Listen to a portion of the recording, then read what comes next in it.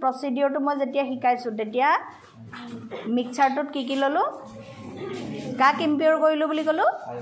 আয়োডিনক ইম্পিউৰ কৰা হৈছে মই চেণ্ট মিলাইছোঁ তাৰ লগত কিবা কিবি মিক্স হৈ আছে তাৰপিছত আয়োডিনৰ প্ৰপাৰ্টিটো কি কৈছোঁ ই সলিড ষ্টেটৰ পৰা পোনপটীয়াকৈ হিট পালে গেছিয়াছ ষ্টেটলৈ যায় গতিকে গেছিয়াছ ষ্টেটলৈ যোৱাৰ কাৰণে তাক কি কৰা হৈছে সাবলিমেশ্যন প্ৰচেছটো কেনেকৈ কৰা হৈছে হিট দিলে সি ভেপাৰ ষ্টেটলৈ যাব গতিকে ভেপাৰ কালেক্ট কৰিবৰ কাৰণে আমি কি কৰিছোঁ ইয়াত আমি কি কৰিছোঁ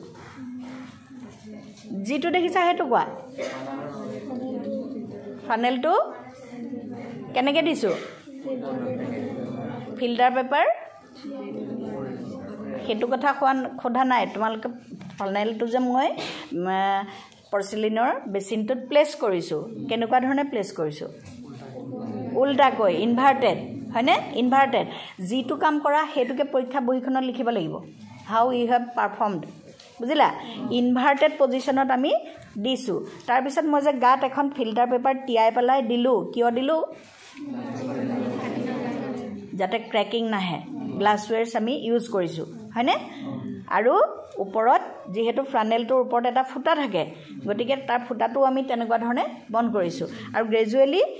হিট বাঢ়িছে আৰু আয়োডিন ভেপাৰাইজ হৈ ওলাইছে মন কৰাচোন ওচৰলৈ আহি চোৱা ভেপাৰাইজ হৈ ওলাইছে গেছুৱা ষ্টেটত নাই ই ষ্টিম নিচিনা ওলাইছে পাইছা ই দূৰগীজনে এনেই নক'বা ওচৰলৈ আহি চাই ল'বা ভালকৈ চালে গম পাবা আয়োডিন ভেপাৰ্ছবোৰ অলৰেডি কালেক্ট হৈছে ফানেলটোৰ গাত যিখিনি অলৰেডি ফানেলটোৰ গাত জমা হৈছে সেইখিনি আমি